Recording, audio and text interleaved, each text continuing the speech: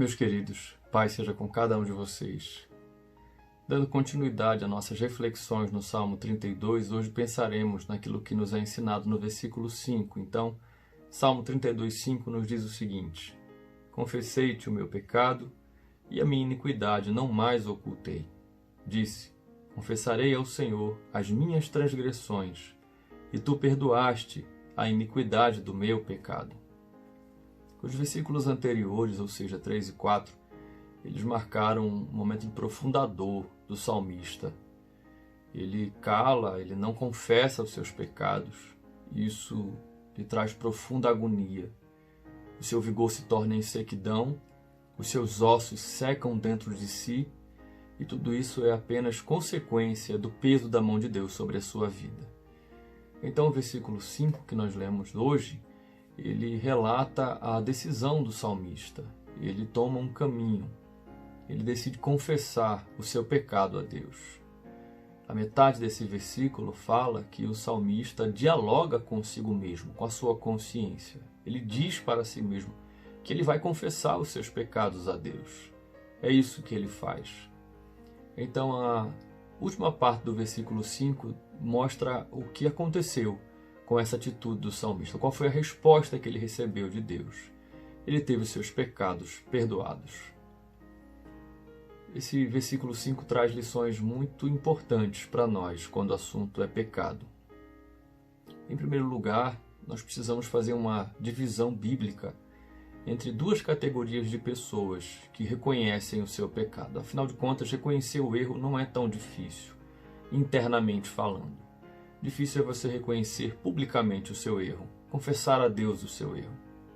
Nós podemos citar uma categoria de pessoas tomando como Judas como exemplo. Judas reconheceu o seu pecado, mas entendeu que não havia mais alternativa a não ser tirar sua própria vida. O filho da perdição narrado em Provérbios capítulo 16, versículo 4.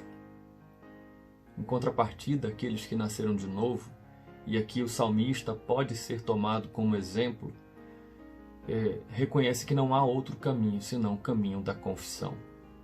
Portanto, duas lições são ensinadas no início desse versículo 5. Em primeiro lugar, quando Deus pesa a mão sobre os seus filhos pela culpa do pecado, o seu intuito é produzir arrependimento, é atraí-los para junto de si em contrição.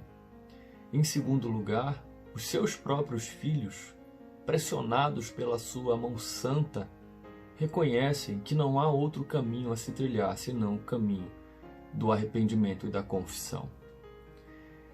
E então nós chegamos ao fim do versículo 5, que diz que o salmista alcançou o perdão, a graça do perdão divino. Quando nós nos achegamos a Deus para clamar a Ele que nos perdoe pelos nossos pecados, duas coisas podem acontecer.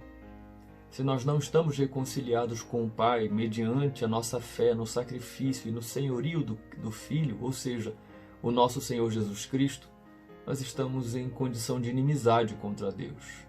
Deus ele não se vê na responsabilidade, no compromisso de nos perdoar. Mas se nós já fomos reconciliados com o Pai, se nós já reconhecemos que somos pecadores e que apenas em Cristo Jesus nosso Senhor nós alcançamos essa reconciliação, então nós somos agraciados da mesma forma que foi o salmista Davi. Nós temos os nossos pecados perdoados. Por isso, nós nos aproximamos de Deus com o coração tomado por dois sentimentos muito distintos. Em primeiro lugar, tristeza pela culpa do nosso pecado, porque nós ferimos a lei de Deus. Nós entristecemos o coração do nosso Pai Celeste. Mas também de alegria em saber que o nosso Pai nos trata de maneira bondosa. Se Ele encontra em nós aquilo que é descrito lá no Salmo 51, um coração verdadeiramente quebrantado, contrito, compungido. Se Ele encontra esse coração em nós, como diz o Salmo 51, Ele não despreza.